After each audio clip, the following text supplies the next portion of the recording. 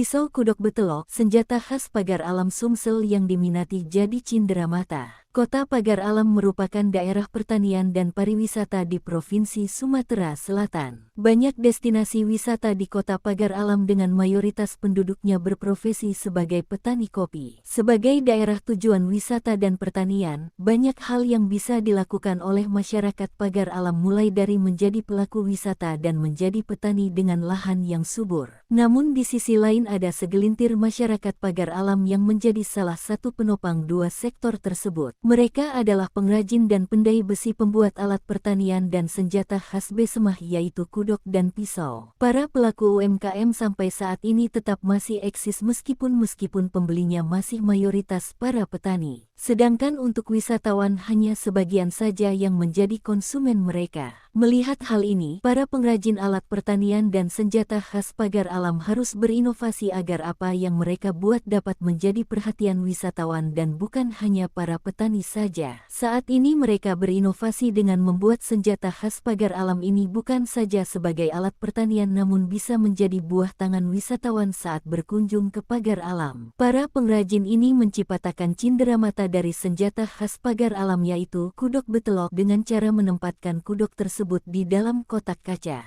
Tidak hanya itu, ada juga wisatawan yang tertarik dengan pajangan tersebut dan sengaja memesan untuk dipajang di rumah mereka. Untuk harganya sendiri cukup bervariasi tergantung ukuran dan berapa banyak kudok betelok yang akan dimasukkan ke dalam kotak kaca tersebut. Harganya mulai dari Rp300.000 sampai Rp1 jutaan tergantung ukuran dan jumlah senjata khas kudok betelok yang akan dimasukkan dalam kotak kacanya. Adi, seorang pandai besi yang menempa besi menjadi kudok, mengatakan, jika saat ini pesanan untuk pembuatan alat pertanian dan senjata khas Pagar Alam kudok betelok masih stabil. Laporan wartawan Sripoku.com, Wawan Septiawan.